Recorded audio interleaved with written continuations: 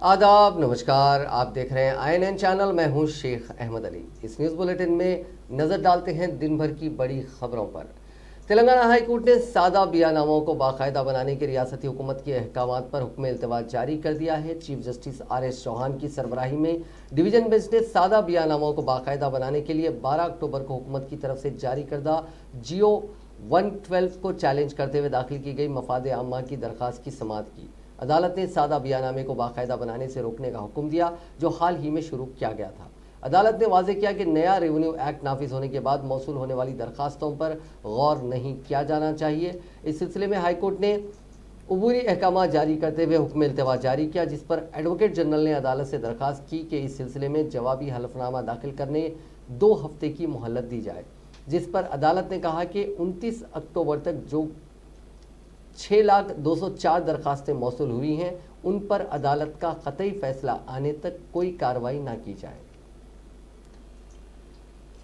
वजीर बल्दी नज़्म व नस्क व IT तारक रामा राव ने कहा है कि रियासत में चीफ मिनिस्टर चंद्रशेखर राव ने दूर अंदेशी के तहत पुलिस निज़ाम को असरी बनाया था। इस इक़दाम की वजह से शहर हैदराबाद में कर्फ्यू जैसे माहौल फिर से नहीं बने हैं और ये कर्फ्यू से पाक शहर में तब्दील हुआ। महकमे पुलिस को असरी बनाने के एक हिस्से के तौर पर गच्चीबौली में कायम करदा public safety integrated operations data centre का आज उन्होंने वजीर दाखिला महमूद अली के साथ मिलकर इफ्तिताह किया।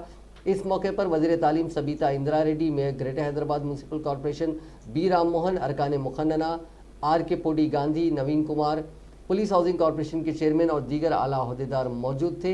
इस मौके पर मुनक़दा तकरीब से खिताब करते हुए KTR ने कहा कि तेलंगाना को अलहदा रियासत का दर्जा दिए जाने के मौके पर कई अफराद के दिलों में रियासत में लॉ एंड ऑर्डर की सूरत हाल के ताल्लुक से शुबात थे। ताहम आज तेलंगाना रियासत दीगर रियासतों के लिए रोल मॉडल बन गई है और यहाँ बेहतर अंदाज में लॉ एंड ऑर्डर की सूरत हाल पर नज़र रखी गई है। उन्होंने कहा कि किसी भी रियासत की सनती तरक्की के लिए लॉ एंड ऑर्डर काफ़ी अहमियत का हामिल होता है। पुरुषेण हंसाः देवायज्ञमधर्मणात् वसन्तो अस्यासि राज्यात् ग्रीष्म इत्पश्यन्तमिः सप्तास्यासन् परिधयः त्रिसप्तसमितकृतात् देवायज्ञं तन्वाराः अबद्धं पुरुषं भजात् संयज्ञं परिषत् चंद्रशेखर शर्मवती धर्मवती कल्पगुंड तारक रामाराव नूतन పోలీస్ స్టేషన్ ఏక్యుత అనుగ్రహ ప్రవేశించి ద్రష్టు మన వాంఛా It is centered around public and their well-being.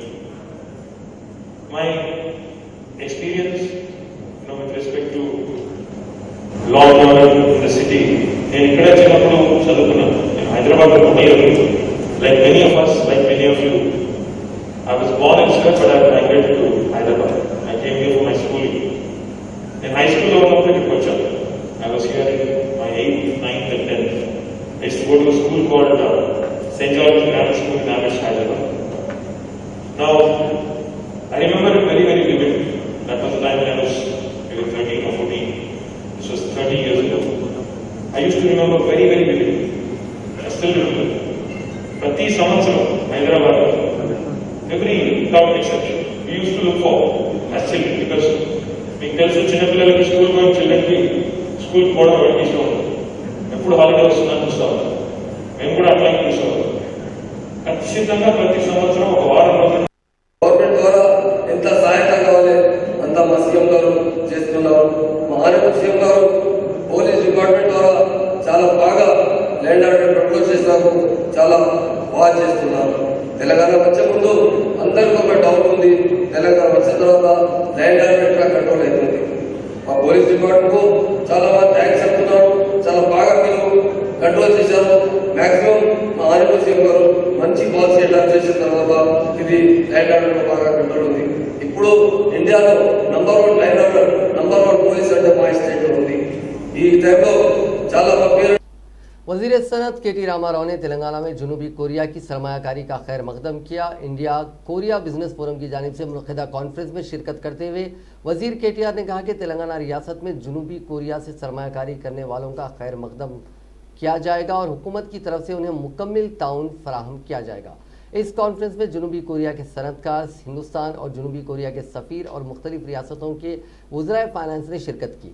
KTR ने जनूबी कोरिया के सनतकारों और मुख्तलिफ कंपनियों के नुमाइंदों को तेलंगाना रियासत में सरमायाकारी के मौके के बारे में तफसीलात से वाकिफ करवाया। तेलंगाना की सनती पॉलिसी TS आईपास के बारे में बताया। उन्होंने कहा कि इस पॉलिसी के जरिए मुख्तलिफ ममालिक की जानिब से मुस्बित रद्द-ए-अमल सामने आया है। केटीआर ने बताया कि गुज़िश्ता 6 सालों में $30 बिलियन से ज़्यादा की सरमायाकारी तेलंगाना में की गई है। इस इजलास में महकमे सनत के प्रिंसिपल सेक्रेटरी जयेश रंजन भी मौजूद थे। वज़ीर दाखिला मोहम्मद महमूद अली ने तेलंगाना स्टेट वक्फ बोर्ड चेयरमैन मोहम्मद सलीम के ज़ेर एहतमाम हज हाउस नामपल्ली में बारिश और सैलाब मुतासरीन में राशन किट्स की तकसीम की। इस मौके पर उनके हमरा अरकान असम्बली सैयद अहमद पाशा खादरी, जाफर हुसैन मेराज, अहमद बलाला और कौसर मोहिउद्दीन भी मौजूद थे। इस मौके पर मीडिया से बात करते हुए वज़ीर दाखिला ने चेयरमैन वक्फ बोर्ड की सताइश की। तेलंगाना स्टेट वक्फ बोर्ड की जानिब से 20 लाख रुपए मालियत पर मुश्तमिल रिलीफ की मुतासरा मुख्तलिफ इलाकों में तकसीम पर उन्होंने मसरत का इजहार किया। अरे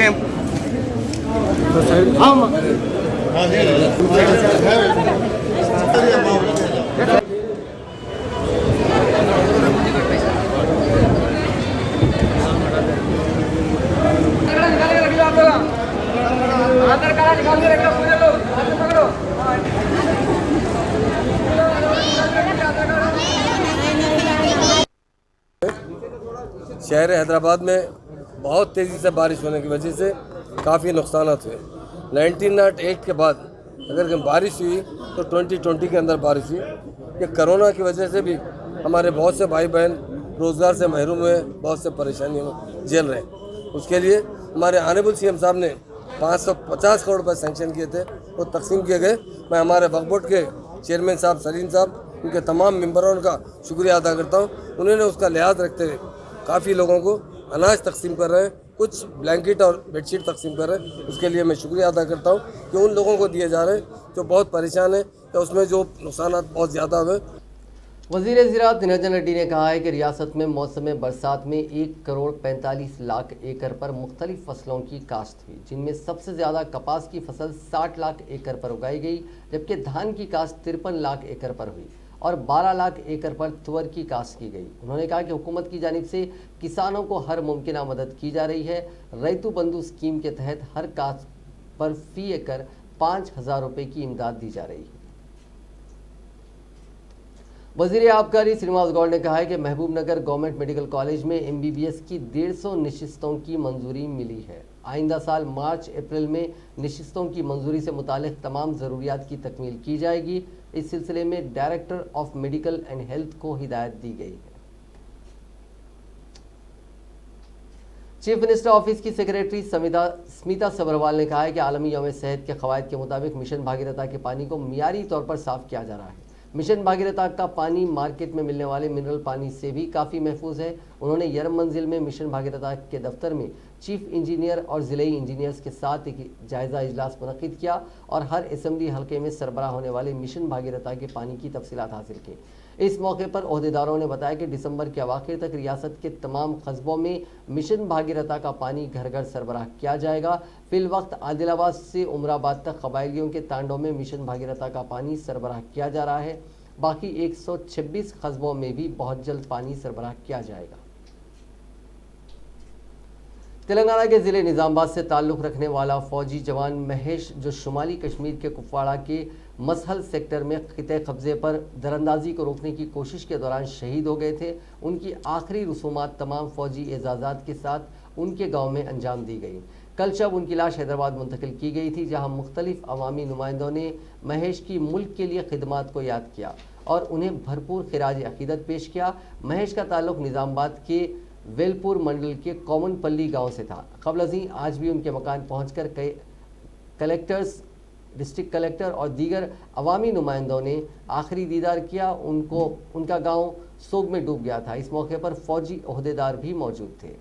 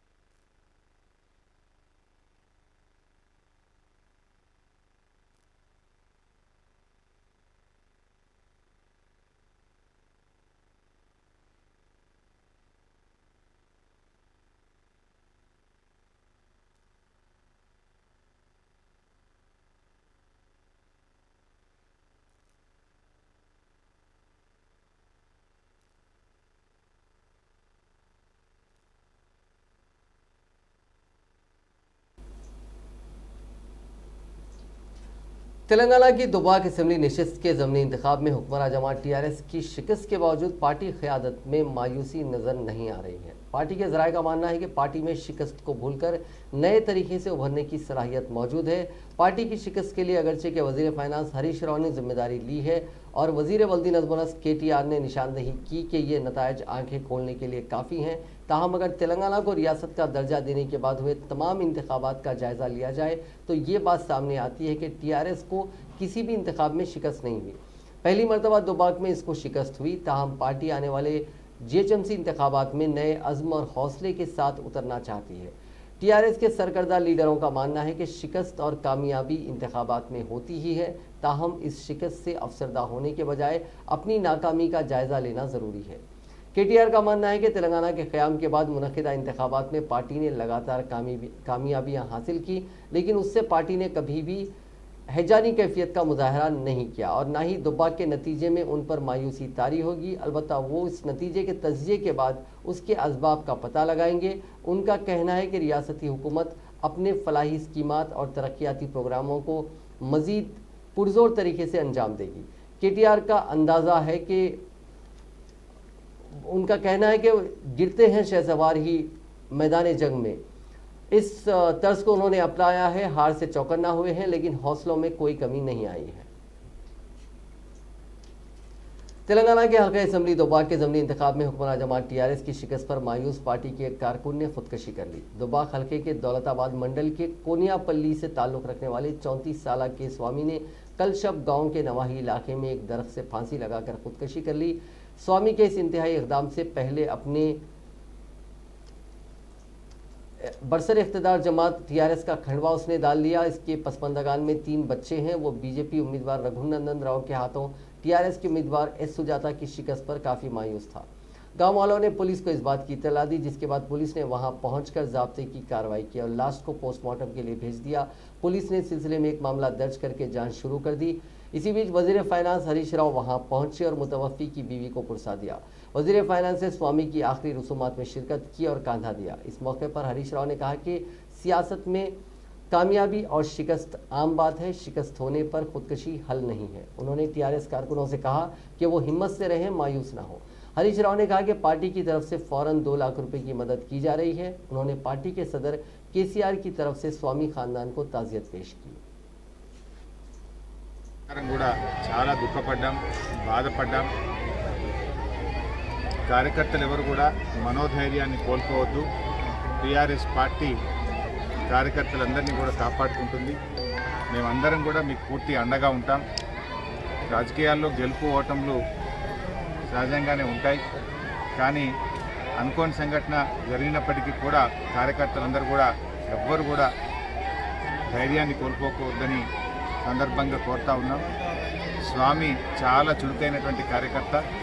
మొన్న జరిగిన ఎన్నికల్లో కూడా ప్రతిరోజు ఉదయం నుంచి రాత్రి దాకా ప్రచారంలో పాల్గొని రాత్రింబవళ్ళు పార్టీ కోసం కష్టపడ్డ కార్యకర్త బకోళ్ళ స్వామి. మరి ఆ స్వామి కుటుంబానికి అన్ని రకాలుగా టీఆర్ఎస్ పార్టీ అండగా ఉంటుంది. ఈరోజు 2 లక్షల రూపాయల ఆర్థిక సహాయాన్ని కూడా తక్షణం వారి కుటుంబానికి అందించాం. భవిష్యత్తులో కూడా స్వామి కుటుంబానికి టీఆర్ఎస్ పార్టీ పూర్తి అండగా ఉంటుంది. సో కార్యకర్తలు ఎవరు కూడా ధైర్యాన్ని సహనాన్ని కోల్పోవద్దని, గట్టిగా మనోనిబ్బరంతో ఉండండి. అన్ని రకాలుగా కూడా పార్టీ మీకు అండగా ఉంటుందని చెప్పి తెలియజేస్తున్నాం. స్వామి పిల్లలకు కూడా భవిష్యత్తులో మరి వారిని రెసిడెన్షియల్ స్కూల్లో వారికి చదివించడానికి కూడా వారి తల్లితో మాట్లాడి వారు కోరుకున్న విధంగా మరి భవిష్యత్తులో ఆ పిల్లలకు విద్యను కూడా అందిస్తాం. సో ఏది ఏమైనా కూడా స్వామి కుటుంబానికి, వారి తల్లిదండ్రులకు, వారి పిల్లలకు, వారి భార్యకు మరి అన్ని రకాలుగా కూడా టీఆర్ఎస్ పార్టీ అండగా ఉంటుంది. నేను మళ్ళీ చేసే విజ్ఞప్తి ఒకటే, కార్యకర్తలందరూ కూడా సహనంతో ఉండండి, మనోధైర్యంతో ఉండండి. మీకు పార్టీ అండగా ఉంది. టీఆర్ఎస్ పార్టీకి చాలా భవిష్యత్తు ఉంది. మనం అనేక ఎన్నికల్లో గెలిచినాం. కొన్ని సందర్భాల్లో అనుకోకుండా అది సందర్భం. बीजेपी के रियासती सदर बंडी संजय कुमार ने कहा है कि हिंदू धर्म की तौहीन को बर्दाश्त नहीं किया जाएगा। उन्होंने कहा कि दुबाक असेंबली हल्के का नतीजा टीआरएस के मुंह पर तमाचा है।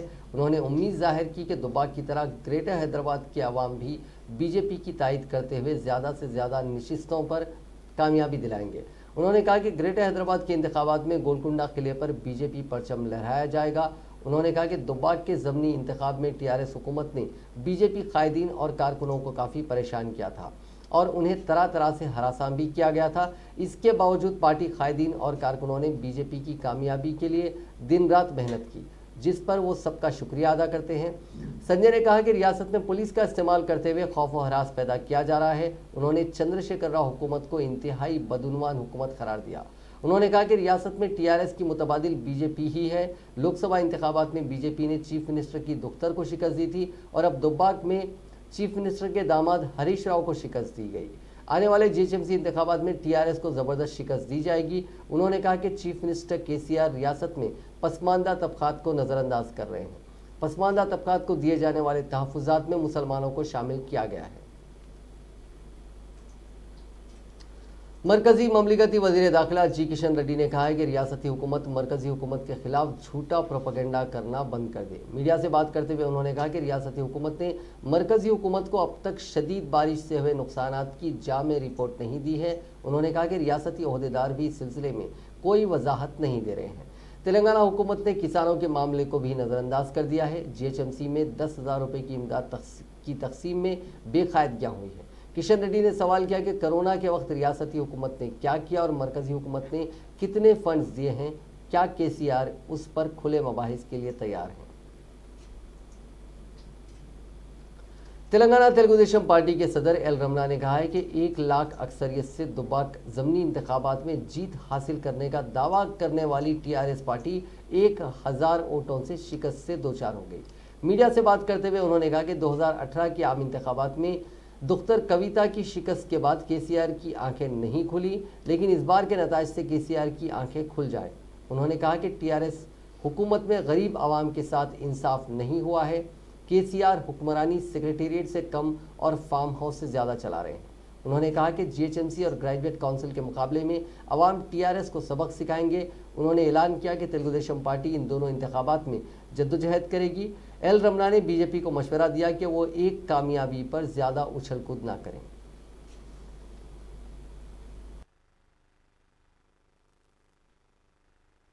బిల్లులో జగిత్యాల పెద్ద ఎత్తున ఉద్యమిస్తే దిగిరాక తప్పలేదు కేసీఆర్ కు. ఇవాళ ఎంఎస్పీ ఇస్తున్నాడు, కొనుగోలుకు మార్గం సుగమైంది. అందుకే మేము ఈరోజు రాష్ట్ర రైతాంగానికి గత 2-3 వారాలుగా నలువైపులా వచ్చినటువంటి ఈ విపరీత వర్షాలకు బారిన పడ్డ రైతాంగానికి ధైర్యం చెప్పని అప్పటికే మొదలైన ఆత్మహత్యలను అరికట్టే విధంగా ఆత్మహత్యను పెంపొందించే విధంగా ఉండాలని చెప్పని తెలుగుదేశం పార్టీ శ్రేణులకు సమాచారం ఇచ్చి నలువైపులా తిరిగి మా నాయకత్వం, మా శాసనసభ్యుడు మెచ్చనాశ్వరరావు గారు అందరూ తిరిగి దాని సందర్భంలో 21 అక్టోబర్ నాడు ఖమ్మంలో ప్రారంభమైనటువంటి ఒకరోజు దీక్ష రాష్ట్ర వ్యాప్తంగా పెద్ద ఎత్తున మేము తిరగడం జరిగింది. ఖమ్మము, కరీంనగర్, ఆదిలాబాదు, నిజామాబాదు, అదేవిధంగా వికారాబాద్ ఈ ప్రాంతాల్లో రైతాంగం తిరిగినప్పుడు వేసిన పంట చేతికి రాని పరిస్థితులలో కూలు కూడా వెళ్ళాయని చెప్పని రావాల్సిన ఉద్దేశంతో మొత్తం దున్నేసినటువంటి పరిస్థితి. అంటే ఇంత పెద్ద ఎత్తున ఉంటే ముఖ్యమంత్రి సహా ఉండేటువంటి పంచాయతీ మెంబర్ వరకు ఏ ఒక్కరూ రైతులు కలిసిన పాపన పోలేదు. అనేక మంది రైతులు ఆత్మహత్యలకు పాల్పడితే ఏ కుటుంబాన్ని పరామర్శించలేదు, ధైర్యం చెప్పలేదు. సన్న రకాలకు दुनिया भर में कोरोना वायरस से मुतासरीन की तादाद आज 5,19,98,148 हो गई है, जबकि इस मोजी वायरस से अब तक 12,82,656 अफराद की मौत हो गई है। हिंदुस्तान में कोविड-19 के मुतासरीन का आंकड़ा 86,36,011 हो गया है, जबकि 1,27,571 अफराद हलाक हो चुके हैं। तेलंगाना में मुतासरीन की तादाद 2,53,651 हो गई है, जबकि 1,390 अफराद हलाक हो चुके हैं। तेलंगाना में मंगल के रोज़ 1,196 नए मामला सामने आए थे और 5 अफराद की मौत हुई। रियासत में फिलहाल 18,027 कोविड-19 मरीजों का इलाज चल रहा है। तेलंगाना के जोगुलांबा गढ़वाल जिले में एक खातून ने अपनी 3 बेटियों को तालाब में फेंकने के बाद खुदकुशी कर ली। ये वाकया जिले के मल्लापुरम इलाके में पेश आया। पुलिस के मुताबिक 28 साला सत्तम्मा का झगड़ा मामूली मसले पर शौहर के साथ हो गया, जिसके बाद उसने अपनी 3 बेटियों 10 साला नंदिनी, 3 साला शिवानी और 11 माह की बुज्जी को तालाब में फेंक दिया। बाद अज़ां वो भी तालाब में कूद गई। ये वाकया उस वक्त पेश आया जब इस खातून का शौहर और 7 साला बेटा खेत गए हुए थे। राहगीरों ने लाशों को देखकर पुलिस को इत्तला दी। पुलिस ने इस सिलसिले में एक मामला दर्ज करके जांच शुरू कर दी। हैदराबाद के पुराने शहर के इलाके बस्ती नबी करीम में कल शब खतरनाक आग लगने का वाकया पेश आया। बताया जाता है कि बस्ती नबी करीम में वाक़ लकड़ी के गोदाम में आग भड़क उठी और देखते ही देखते आग ने सारे गोदाम को अपनी लपेट में ले लिया। आग के शोले बुलंद थे, जिसके साथ कसीब धुआं भी था। इस आग ने देखते ही देखते मुतसिल मकानों को भी अपनी लपेट में ले लिया, जिसके नतीजे में मकान का कुछ सामान भी जलकर खाकस्तर हो गया। इस वाकये के वक्त मकान में सोने वाले बाज़ अफराद को फौरी बाहर निकाल लिया गया, जिससे बड़ा वाकया टल गया। आग के शोले काफ़ी दूर दूर तक देखे गए। मकामी अफराद ने फायर इंजन को इत्तला दी, जिसके बाद फायर ब्रिगेड के एहलकार वहां पहुंचे और आग बुझाने का काम किया। ऐनी शाहिदीन के मुताबिक गोदाम में रखी मोटर गाड़ियां आग से तबाह हो गईं। इस वाकये में किसी जानी नुकसान या फिर किसी के झुलसने की कोई इत्तला नहीं मिली है।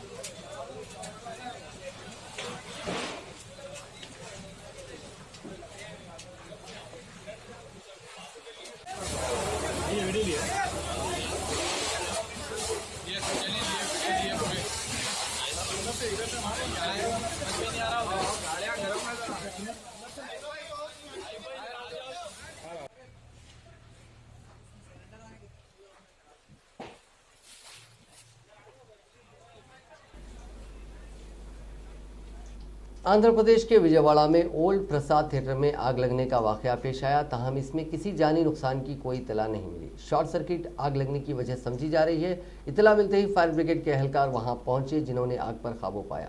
आग के शोले काफ़ी बुलंद थे। इस वाकये में किसी की मौत नहीं हुई है, क्योंकि ये थिएटर बंद थी। इस वाकये के साथ ही मकामी अफराद में सनसनी फैल गई, क्योंकि आग शदीद थी। इस वाकये में तकरीबन 47 लाख रुपए का माली नुकसान हुआ। पुलिस ने इस सिलसिले में एक मामला दर्ज करके जांच शुरू कर दी। आंध्र प्रदेश के मशरकी गोदावरी जिले में सैलाब से हुए बड़े पैमाने पर नुकसानात का मरकजी टीम ने जायजा लिया। जिले के मुख्तलिफ मकामात पर इस सैलाब से शदीद नुकसानात हुए। इस टीम में शामिल अरकान ने किसानों और दीगर ओहदेदारों से तफसीली बातचीत करते हुए नुकसानात के बारे में मालूमात हासिल की। जॉइंट कलेक्टर ने इस टीम को बताया कि इस सैलाब के नतीजे में कई हेक्टर्स पर फैली हुई फसलें तबाह हो गईं। मरकज़ की एक और टीम ने हाल ही में तेलंगाना का दौरा करते हुए नुकसानात का जायजा लिया था और अब पड़ोसी रियासत आंध्र प्रदेश में ये टीम दौरे में मसरूफ़ है। ये टीम किसानों और आला ओहदेदारों से नुकसानात का जायजा ले रही है। टीम के अरकान मरकज़ को अपनी रिपोर्ट पेश करेंगे। तेलुगु फिल्मों की अदाकाराओं रकुलप्रीत सिंह और निभा नीतीश ने ग्रीन इंडिया चैलेंज के तहत पौधे लगाए। उन्होंने लगाए गए पौधों के साथ अपनी तस्वीर लेते हुए इंस्टाग्राम पर पोस्ट की। रकुलप्रीत सिंह ने तमाम से ख्वाहिश की है कि वो ग्रीन इंडिया चैलेंज में हिस्सा लें। बिहार असेंबली इंतखाबात के नतीजों में बीजेपी को 74 सीटें मिली हैं। इस जीत से पार्टी काफ़ी खुश है। आज शाम दिल्ली के बीजेपी हेडक्वार्टर से वज़ीर आज़म नरेंद्र मोदी ने पार्टी वर्कर्स को खिताब किया। उन्होंने कहा कि इंतखाबात आते हैं, जीत हार होती है, कभी ये बैठेगा कभी वो बैठेगा, लेकिन ये मौत का खेल जमहूरियत में कभी नहीं चल सकता।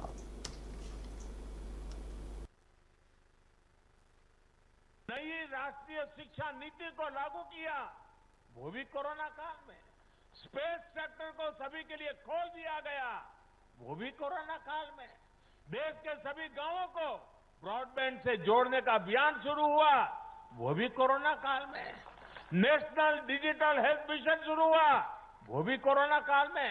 गांव की जमीन और घर के लिए प्रॉपर्टी कार्ड देने वाली स्कीम, स्वामित्व योजना, ये भी तो कोरोना काल में शुरू हुई। पिछले 7-8 महीने कोरोना की मुश्किलों के बावजूद हम भारत के लोग देश के लिए जी जान से जुटे रहे हैं, देश को आगे बढ़ाते रहे हैं। जीवन स्तर को सुधारने के लिए उम्र के हर पड़ाव को देखते हुए विशेष प्रयास कर रही है। इसलिए भाजपा पर ये साइलेंट वोटर्स हर बार अपना स्नेह दिखाती है, अपना आशीर्वाद देती है। मैं इस आशीर्वाद के लिए सभी माताओं, बहनों, बेटियों को आदरपूर्वक नमन करता हूं। साथियों, 21वीं सदी का भारत एक नए मिजाज का भारत है। न हमें आपदाएं रोक सकती है। कोरोना वायरस की रोकथाम के लिए दुनिया भर में लागू किए गए लॉकडाउन को कोलिंस डिक्शनरी ने word of the year 2020 declare किया है। डिक्शनरी के मुताबिक लॉकडाउन को सफ़र, समाजी राब्ता और अवामी मकामात तक पहुंच पर कड़ी पाबंदियां लगाने के रूप में उसकी तशरीह की गई है। कोलिंस का कहना है कि हमारे लोकिसाइग्राफर्स यानी डिक्शनरी तैयार करने वालों ने लॉकडाउन को वर्ड ऑफ द ईयर के रूप में चुना है क्योंकि ये दुनिया भर के अरबों लोगों के लिए एक जैसा तजुर्बा रहा। बड़ी आबादी ने कोविड-19 के फैलाव का मुकाबला करने में अपना कंट्रीब्यूशन इसी तरह दिया है। कोलिंस के लैंग्वेज कंटेंट कंसल्टेंट हेलेन न्यूस्टेड ने कहा कि ज़ुबान हमारे चारों तरफ की दुनिया का आईना है और 2020 पर इस वबा का साया रहा। इस लिस्ट में कोरोना वायरस लफ्ज़ भी है। इसके इस्तेमाल में गैर मामूली तौर पर साल दर साल 35,000 गुना का इजाफा हुआ है। बहरीन के वज़ीर आज़म शेख खलीफा बिन सलमान अल खलीफा का 84 बरस की उम्र में इंतकाल हो गया। वो अमेरिका के अस्पताल में ज़ेरे इलाज थे। बादशाह शेख हमाद बिन ईसा अल खलीफा की जानिब से 1 हफ्ते के शोक का ऐलान कर दिया गया है और इस दौरान परचम सुरंगो रहेगा। शेख खलीफा 1970 से वज़ीर आज़म के ओहदे पर फायज थे। वो दुनिया के पहले वज़ीर आज़म हैं जिन्होंने तवील अरसे तक खिदमत अंजाम दी है। अमरीकी सदारती इंतखाबात में कामयाबी हासिल करने वाले नौमुंतखब सदर जो बाइडन ने कहा है कि डोनाल्ड ट्रंप की जानिब से सदारती इंतखाब में अपनी शिकस्त तस्लीम ना करना शर्मिंदगी का बास है। जो बाइडन ने कहा कि क़यादत की मुंतकली को कोई नहीं रोक सकता। ट्रंप ने ट्वीट करते हुए दावा किया कि वो इख्तिताम में जीत जाएंगे। बाइडन जहां एक तरफ सदर के ओहदे का जायजा लेने की तैयारियों में मसरूफ़ हैं, वहीं आलमी कायदीन से राब्ते में भी हैं।